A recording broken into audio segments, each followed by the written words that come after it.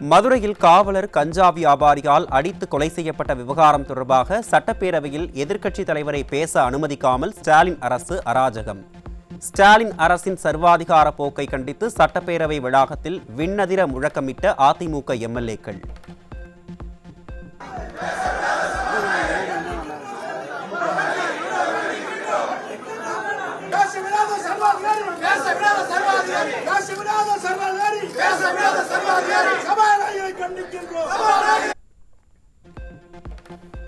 நாட்டு மக்களின் பிரச்சினை குறித்து பேச அனுமதி மறுத்து அதிமுகவினரை வெளியேற்றியுள்ளது ஸ்டாலின் அரசு. முதலமைச்சரின் மகன் பேசும்போது மக்கள் பிரச்சனையை பேசக்கூடாது என்கிற சர்வாதிகார போக்குடன் ஸ்டாலின் அரசு செயல்படுவதாக எதிர்க்கட்சித் தலைவர் குற்றச்சாட்டு. இன்றைய தினம் அனைத்து இந்திய அண்ணா திராவிட முன்னேற்ற கழகத்தின் சார்பாக நாட்டில் நடந்த பிரச்சனை குறித்து பேச முற்பட்டோம். அதற்கு அனுமதி கொடுக்க மறுத்து எங்களை வெளியேற்றுகின்றார். இன்றைய தினம் யாரும் தலையிடக்கூடாது. முதலமைச்சருடைய மகன் பேசுறார், ஒருவரும் எந்த பிரச்சனையும் பேசக்கூடாது. இது ஒரு சர்வாதிகாரம். மக்களுக்காகத்தான் சட்டமன்றம், சட்டமன்றத்துக்காக மக்கள் அல்ல. அதை இந்த முதலமைச்சர் உணர வேண்டும், சட்டப்பேரவைத் தலைவர் உணர வேண்டும். நாங்கள் மக்களுடைய பிரச்சனை பேசுக்காக வந்திருக்கிறோம். ஆனால் திரு ஸ்டாலின் தலைமை இருக்கின்ற அரசாங்கம் அவருடைய வீட்டு மக்கள் அதிகாரத்தில் இருந்து கொண்டு அவருக்கு பதிலுரை அளிப்பதில் யாரும் தடையாக இருக்கக்கூடாது. அது எவ்வளவு முக்கிய பிரச்சனையாக இருந்தாலும் சட்டமன்றத்திலே பேச அனுமதி கிடையாது என்ற சர்வாதிகார போக்கை இன்னைக்கு சட்டமன்றத்தில் ஸ்டாலின் அரசு ஆட்சி பொறுப்பிற்கு வந்ததில் இருந்து கஞ்சா வியாபாரிகள் சுதந்திரமாக செயல்பட்டு வருகின்றனர். கஞ்சா விற்பனை குறித்து தகவல் தெரிவிப்பவர்களை தாக்கி வந்தவர்கள் இன்று காவலரையே கொலை செய்யும் அளவிற்கு துணிவு பெற்றிருப்பதாக எதிர்க்கட்சித் தலைவர் காட்டம். திராவிட முன்னேற்ற கழக ஆட்சிக்கு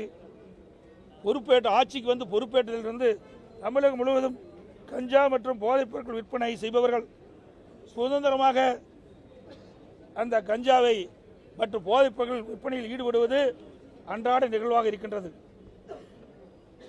இந்த தகவலை காவல்துறையிடம் தெரிவிப்பவர்களுக்கு எதிராக கொலைவெறி தாக்குதல் நடத்தி வந்த நிலையில் காவலரையே தாக்கி கொலை செய்யும் அளவுக்கு போதைப் பொருள் வியாபாரிகள் துணிவு பெற்றுள்ளனர்.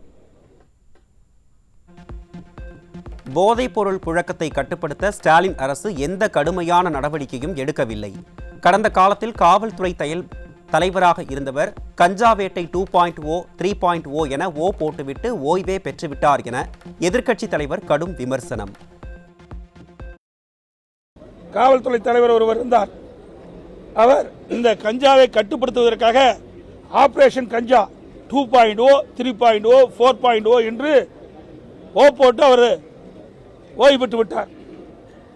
அப்படி காவல்துறை நடவடிக்கையாக கூறினார்கள். ஆனால் போதைப் பொருளை கட்டுப்படுத்துவதற்கு இந்த அரசு எந்தவித கடுமையான நடவடிக்கை எடுக்கப்படவில்லை. இன்றைக்கு போதைப் பொருள் விற்பனைக்கு எதிராக கடும் நடவடிக்கை எடுக்க வேண்டும் என்று அடிக்கடி செய்தி வெளியிடுகின்றார்களுடைய முதலமைச்சரும் காவல்துறையும். ஆனால் அதற்காக எந்த நடவடிக்கை எடுத்தார்கள் என்றால் தெரியவில்லை. சிவகங்கை மருத்துவக் கல்லூரியில் பயிற்சி மருத்துவர் தாக்கப்பட்ட சம்பவத்தால் தமிழகம் முழுவதும் பயிற்சி மருத்துவர்கள் போராட்டம் நடத்தி வருகின்றனர். ஸ்டாலின் ஆட்சியில் பெண்களின் பாதுகாப்பு கேள்விக்குறியாகியுள்ள நிலையில் மருத்துவக் கல்லூரிகளில் சிசிடிவி கேமராக்களை பொருத்த வேண்டும் என எதிர்க்கட்சித் தலைவர் வலியுறுத்தல். கடந்த 25/3/2020 இரவு சுமார் 11 மணி அளவில் பயிற்சி மருத்துவர் சிவகங்கை அரசு மருத்துவமனை வளாகத்தில் உள்ள பயிற்சி மருத்துவர் தங்கும் விடுதிக்கு இருசக்கர வாகனத்தில் சென்று கொண்டிருந்த பொழுது அவரை மர்ம நபர்கள் வழிமறித்து வாகனத்தில் கடத்த முயன்றபோது தப்பித்துள்ளார் என்ற செய்தி தமிழகம் முழுவதும் உள்ள பயிற்சி மருத்துவர்களிடையே பெரும் அதிர்ச்சியையும் அச்சத்தையும் ஏற்படுத்தியுள்ளது. திமுக ஆட்சி தமிழகத்தில் பெண்களின் பாதுகாப்பு கேள்விக்குறியாக உள்ளது. எத்தனையோ இந்த நிகழ்ச்சி வெளிப்படுத்தியுள்ளது. இந்த மருத்துவமனையில் சிசிடிவி வசதி இல்லாததால் குற்றவாளிகளை கண்டுபிடிப்பதில் சிரமம் ஏற்பட்டுள்ளதாக செய்திகள் வெளிவந்துள்ளன. தொடர்ந்து 2 நாட்களாக பயிற்சி மருத்துவர்களும் மருத்துவக் கல்லூரி மாணவ மாணவிகளும் இதை கண்டித்து போராட்டம் நடத்தி வருகிறார்கள். தினந்தோறும் போதை ஆசாமிகளால் நடைபெறும் பாலியல் வன்கொடுமை சம்பவங்கள் குறித்தும் கொலைகள் குறித்தும் செய்திகள் வெளியாகிறது. தூங்கிக் கொண்டிருக்கும் ஸ்டாலின் அரசை தட்டி எழுப்பவே அதிமுக முயற்சி செய்கிறது என எதிர்க்கட்சித் தலைவர் காட்டம். தினந்தோறும் தொடர்கதையாக ஊடகத்திலையும் பத்திரிகையிலையும் வருகின்ற செய்தி போதை ஆசாமிகள் செய்கின்ற அட்டகாசங்கள், போதை ஆசாமிகள் பாலியல் கொடுமையை ஆளாக்கப்படுகின்ற சம்பவம், போதை ஆசாமியாளர்கள் கொலை சம்பவங்கள், அது மட்டுமல்ல ஆங்காங்கே செயின் பறிப்பு, இப்படிப்பட்ட சம்பவம் ஒரு நாள் 2 நாள் இல்லைங்க, தொடர்ந்து நடந்துகிட்டு இருக்குது. அப்போ ஒரு செயலற்ற அரசாங்கம் தான் இன்னைக்கு செயல்பட்டு கொண்டிருக்கிறது. மக்களை யார் பாதுகாப்பது? அரசாங்கம் தான் பாதுகாக்கணும். நாட்டில் நிலவுகின்ற பிரச்சனையை இந்த அரசுடைய கவனத்துக்கு கொண்டு வந்து தூங்கிக் கொண்டிருக்கின்ற அரசாங்கத்தை தட்டி எழுப்பி இனியாவது மக்களை காப்பாற்றுங்கள் அப்படிங்கிற நிலையில் தான் எதிர்க்கட்சி என்ற முறையில் நாங்கள் செயல்பட்டு. செயலற்ற ஸ்டாலின் அரசை கதை சொல்லி விமர்சித்த எதிர்க்கட்சித் தலைவர், செய்தித்தாள்களையும் ஊடகங்களையும் பார்த்தால்தான் நாட்டு மக்களின் நிலை முதல்வருக்கு தெரியும் என கடும் விமர்சனம். அந்த காலத்தில் மன்னர் இருப்பார், கதையெல்லாம் கேட்டுக்குவோம். மன்னர் அப்படியே அரண்மனையில் உல்லாசமாக இருப்பார். அங்கே இருக்கிற ராஜா மந்திரி வந்து அவன் மன்னர் கேட்பார், மந்திரியை எப்படி நாட்டு நடப்பெல்லாம் இருக்குது, மக்கள் எப்படி இருக்காங்க, நாட்டில் மும்மாறி மழை பெய்யுது, மக்கள்லாம் சுவச்சமாக இருக்கிறாங்க, நாடு நல்லா இருக்குன்னு சொல்லுவார். அப்படித்தான் இருக்கிற முதலமைச்சர் கேட்டுட்டு இருக்கார். நாட்டு மக்களை பார்த்து கவனிச்சா தானே தெரியும், ஊடகத்தை பார்த்தா தான் தெரியும், பத்திரிகை பார்த்தா தானே தெரியும் நாட்டில் என்ன நடக்குதுன்னு. இல்லை அதிகாரிகளை இதாவது கொடுக்கிற அந்த செய்தியாவது முழுமையாக பார்த்து செயல்படுங்க தான் நாங்கள் சொல்கிறோம். இவரும் செயல்பட மாட்டார், நாங்கள் செயல்பட வேண்டும் என்று தூண்டினாலும் அதை கேட்டு செயல்படாத ஒரு அரசாங்கம் தான் இன்றைக்கு இருக்கிற.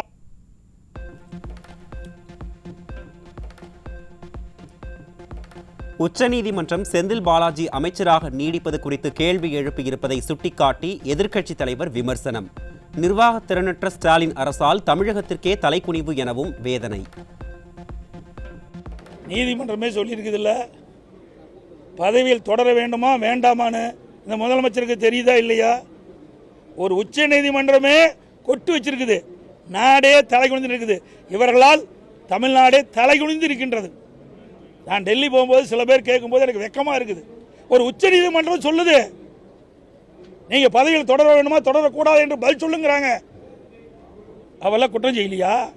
இந்த முதலமைச்சர் காப்பாற்றலையா? சிறையிலிருந்து வெளியே வரும்போது தியாகத்தை பட்டத்தை சூட்டுறார்.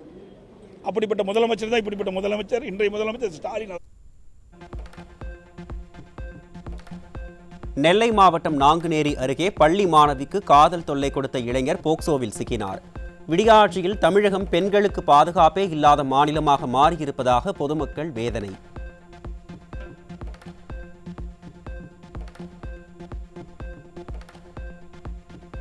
தூத்துக்குடி கல்லூரி மாணவிக்கு பாலியல் தொல்லை கொடுத்த பேராசிரியர் சிக்கினார். தமிழகத்தில் நாள்தோறும் பள்ளி கல்லூரி மாணவிகளுக்கு எதிராக நடைபெறும் பாலியல் குற்றங்களால் பெண் கல்வி பெரிதும் பாதிக்கப்படும் என பொதுமக்கள் வேதனை.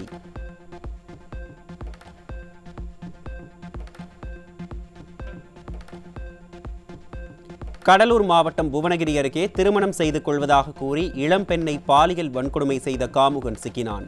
தமிழகம் பெண்களுக்கு பாதுகாப்பே இல்லாத மாநிலமாக மாறியிருப்பதாக பொதுமக்கள் வேதனை.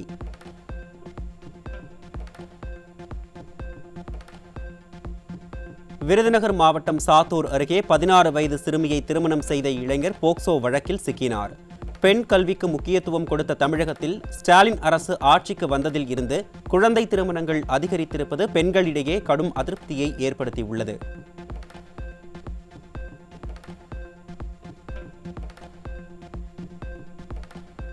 கள்ளக்குறிச்சி மாவட்டம் உளுந்தூர்பேட்டை அருகே 7 வயது சிறுவனுக்கு பாலியல் தொல்லை கொடுத்த 17 வயது சிறுவன் போக்சோவில் சிக்கினான். சிறார்களும் பாலியல் குற்றங்களில் ஈடுபடும் அளவிற்கு அப்பா ஸ்டாலின் ஆட்சி இருப்பதாக மக்கள் விமர்சனம்.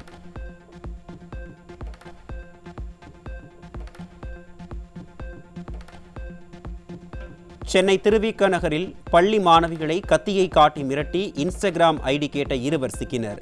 தலைநகர் சென்னையிலேயே மாணவிகளுக்கு பாதுகாப்பில்லாத சூழலில் அப்பா என தனக்குத்தானே பட்டம் கொடுத்து கொண்டவர் என்ன நடவடிக்கை எடுக்கப் போகிறார் என மக்கள் கேள்வி.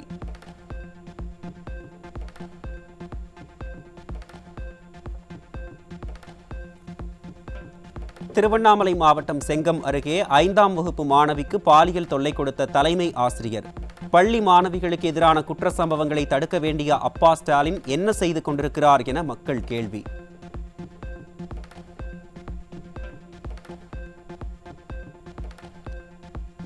விருதுநகர் மாவட்டம் மல்லாங்கிணறு அருகே ஆடு மேய்த்துக் கொண்டிருந்தவரை கத்தியால் குத்தி கொலை செய்த 2 இளைஞர்கள் சிக்கினர். ஸ்டாலின் ஆட்சியில் நாள் தவறாமல் கொலை சம்பவங்கள் நடப்பதாக பொதுமக்கள் விமர்சனம்.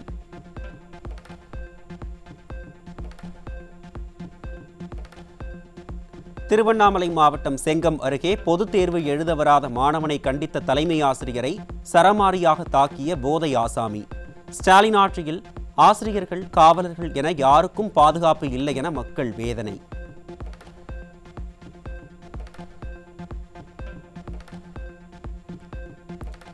விழுப்புரத்தில் பட்டப்பகலில் செல்போன் சர்வீஸ் சென்டர் மீது பெட்ரோல் குண்டு வீசப்பட்ட சம்பவத்தால் அதிர்ச்சி.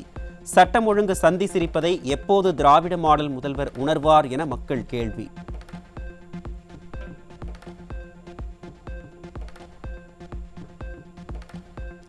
கோவையில் உயர் ரக போதைப் பொருட்களை விற்பனை செய்த பெண் காவல் உதவியாளரின் மகன் உட்பட 7 பேர் பிடிபட்டனர். ஸ்டாலின் ஆட்சியில் போதைப் பொருள் புழக்கத்தால் இளைஞர்கள் சீரழிவதாக பொதுமக்கள் வேதனை.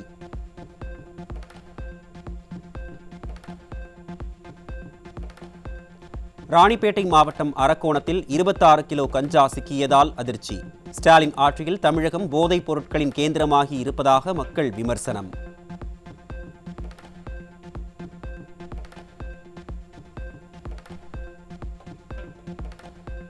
தமிழகத்தில் இருந்து கடத்தப்பட்ட 75 கிலோ கஞ்சா இலங்கையில் பறிமுதல் செய்யப்பட்டது. தமிழகத்திற்கு சர்வதேச அளவில் போதைப்பொருள் கேந்திரம் என்கிற அவப்பெயரை பெற்றுக் கொடுத்ததுதான் 4 ஆண்டுகளில் திராவிட மாடல் செய்த சாதனை என மக்கள் விமர்சனம்.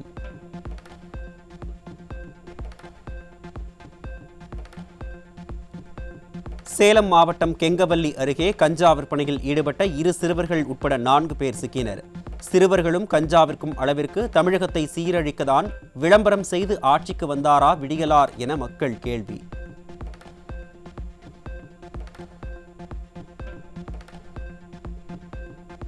சென்னை ஓட்டேரி பகுதியில் 10 கிலோ குட்கா சிக்கியது.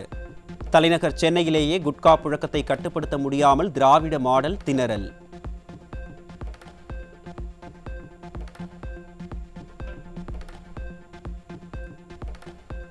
நீலகிரி மாவட்ட பள்ளி மாணவன் மது போதையில் பேருந்து நிறுத்தத்தில் விழுந்து கிடப்பதாக வீடியோ காட்சி வெளியாகி அதிர்ச்சி. டாஸ்மாக் மூலம் கோடிகளை கொள்ளையடிக்க சிறார்களுக்கும் மது விற்பனை செய்கிறதா மனசாட்சியற்ற திராவிட மாடல் அரசு என மக்கள் கேள்வி. திமுக ஆட்சி பள்ளி படிக்கும் மாணவனின் போதை. ஒயின் ஷாப்பை சாத்த மாட்டீங்க. இதான் படிக்கிற பசங்கள்லாம் எந்த நிலைமையில் இருக்காங்கன்னு பாரு.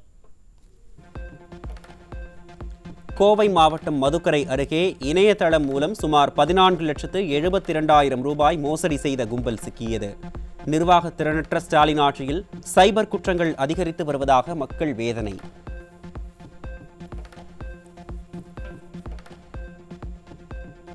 உள்ளாட்சியில் நல்லாட்சி என வாக்குகளை பெற்ற திமுக கவுன்சிலர்கள் சிலர் உள்ளாட்சியில் செய்யும் ஊழல்கள் அம்பலமாகி இருக்கும் நிலையில் பதவி நீக்கம் செய்யப்பட்டுள்ளனர். சென்னை மாநகராட்சியில் கவுன்சிலராக இருந்த திமுக எம்எல்ஏ KP சங்கரின் சகோதரர் KP சொக்கலிங்கம் பதவி நீக்கம் செய்யப்பட்டிருப்பது திராவிட மாடலின் லட்சணத்தை அம்பலப்படுத்தியுள்ளது.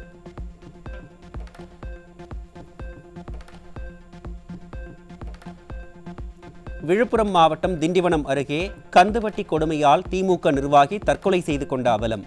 நிர்வாக திறனற்ற ஸ்டாலின் அரசு ஆட்சிக்கு வந்ததில் இருந்தே தமிழகத்தில் ரவுடிசமும் கட்ட பஞ்சாயத்துகளும் கந்துவட்டி கொடுமைகளும் அதிகரித்திருப்பதாக மக்கள் வேதனை.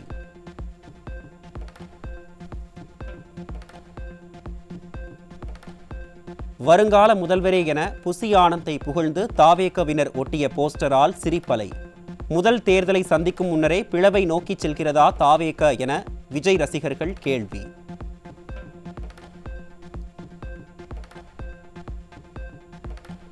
கோவை வேளாண் பல்கலை பதிவாளரை பொறுப்பு துணைவேந்தராக நியமிக்க திட்டமிட்டே தாமதம் செய்த திமுக அரசு 6 மாதங்களுக்கு முன்பே துணைவேந்தர் பதவிக்கான 3 பேர் கொண்ட தேடல் குழுவை அமைக்காமல் விதிமுறைகளை மீறியதாக கல்வியாளர்கள் குற்றச்சாட்டு.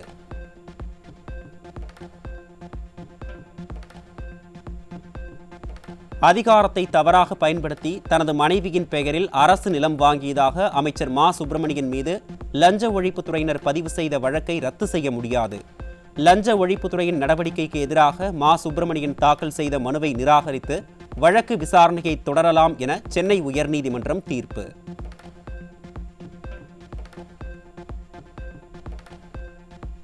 தென்காசி மாவட்ட பஞ்சாயத்து குழு கூட்டத்தில் குப்பை வண்டி வாங்குவதில் அதிக கமிஷன் கிடைப்பதால் அதற்காக நிதி ஒதுக்குவதில் ஆர்வம் காட்டுவதாக திமுக கவுன்சிலர்கள் திமுக தலைவி மீதே குற்றச்சாட்டு.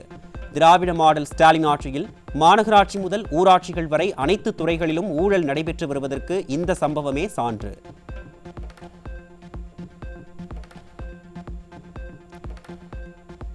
சேலம் மாவட்டம் ஆத்தூர் நகராட்சி கூட்டத்தில் அதிமுக பொதுச் செயலாளரையும் ஆத்தூர் சட்டமன்ற உறுப்பினரையும் இழிவாக பேசிய திமுகவினரை கண்டித்து அதிமுக கவுன்சிலர்கள் நகரமன்ற கூட்டத்தின் வெளியே தர்ணா போராட்டம்.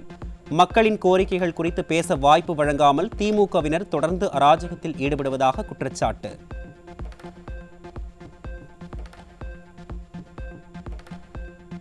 காரைக்குடி மாநகராட்சியில் கடைகளுக்கு முன் குப்பையை கொட்டி கந்துவட்டிக்காரர்களைப் போல வரி வசூல் செய்யும் ஸ்டாலின் அரசுக்கு எதிராக கொந்தளித்த வணிகர்கள். ஸ்டாலின் அரசின் அராஜகத்தை கண்டித்து கடையடைப்பு போராட்டம்.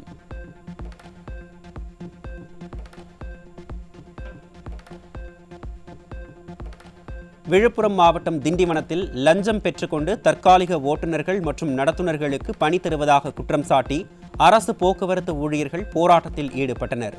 நிர்வாக திறனற்ற ஸ்டாலின் ஆட்சியில் எங்கும் லஞ்சம் எதிலும் ஊழல் என்கிற நிலை இருப்பதால் போக்குவரத்து துறை சீரழிந்து இருப்பதாக தொழிலாளர்கள் வேதனை.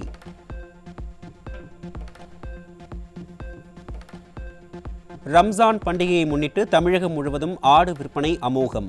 பல்வேறு பகுதிகளில் நடைபெறும் ஆட்டுச்சந்தையில் கோடிக்கணக்கில் ஆடுகள் விற்பனை.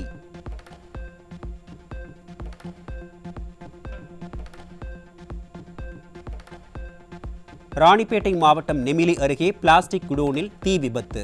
விண்ணை முட்டும் அளவிற்கு வானுயர பரவிய புகை மண்டலத்தால் பொதுமக்கள் அவதி.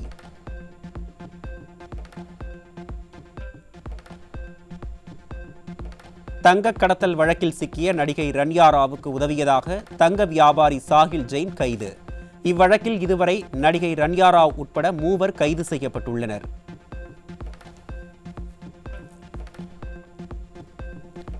ஜம்மு காஷ்மீரின் கதுவா மாவட்டத்தில் பயங்கரவாதிகளுடன் ஏற்பட்ட மோதலில் 3 காஷ்மீர் போலீசார் வீர மரணமடைந்தனர். இரு தரப்புக்கும் இடையே நடைபெற்ற துப்பாக்கிச் சூட்டில் 2 பயங்கரவாதிகள் கொல்லப்பட்டனர்.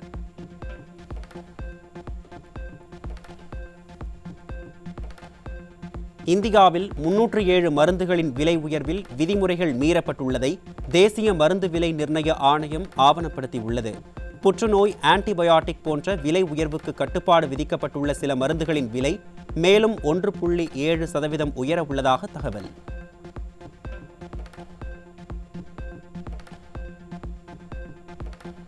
பெங்களூரில் மனைவியை கொலை செய்து உடலை துண்டு துண்டாக வெட்டி சூட்கேஸில் திணித்த கணவனை காவல்துறை தேடி வருகிறது. மனைவியை கொன்றுவிட்டு அவரது உடலை சூட்கேஸில் வைத்துள்ளேன் என மாமியாருக்கு தகவல் சொல்லி இருக்கிறார் இந்த கொடூர கணவன்.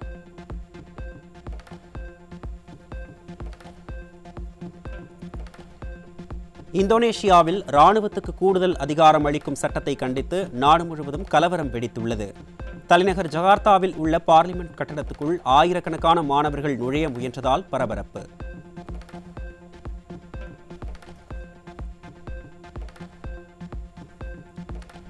எகிப்தில் செங்கடலில் 45 சுற்றுலா பயணிகளை ஏற்றிச் சென்ற நீர்மூழ்கி கப்பல் மூழ்கி விபத்து. இந்த விபத்தில் 6 பேர் பலியானதாகவும் 9 பேர் காயமடைந்திருப்பதாகவும் தகவல்.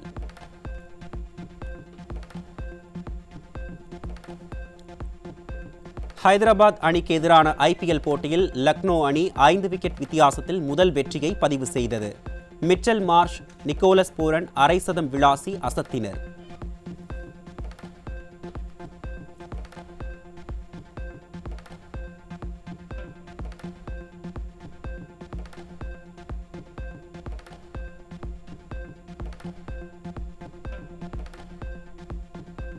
பதினெட்டாவது IPL தொடரில் இன்று நடைபெறும் ஆட்டத்தில் Chennai super Kings, Royal Challengers Bengaluru அணிகள் மோதுகின்றன. சேப்பாக்கம் மைதானத்தில் இன்றிரவு 7:30 மணிக்கு இந்த போட்டி தொடங்குகிறது.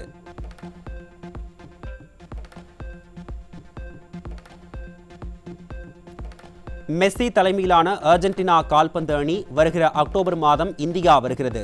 இந்தியாவில் கால்பந்தை பிரபலப்படுத்தும் முயற்சியின் ஒரு அங்கமாக வரும் அர்ஜென்டினா அணி கேரளாவில் நடைபெறும் கண்காட்சி போட்டியில் விளையாடுகிறது.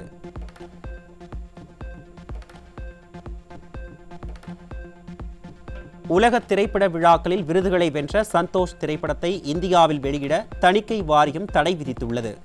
இந்த படத்தில் காட்டப்பட்டுள்ள பெண் வெறுப்பு, காவல்துறையின் வன்முறை தொடர்பான சித்தரிப்புகள் பிரச்சினைக்கு உரியதாக உள்ளதாக தணிக்கை வாரியம் குறிப்பிட்டுள்ளது.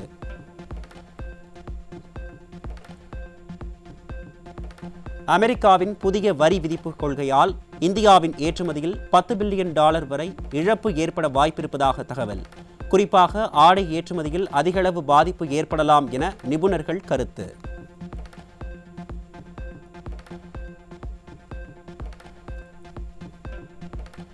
மியான்மர், தாய்லாந்து உள்ளிட்ட தென்கிழக்கு ஆசிய நாடுகளில் 7.2 ரிக்டர் அளவில் சக்தி வாய்ந்த நிலநடுக்கம்.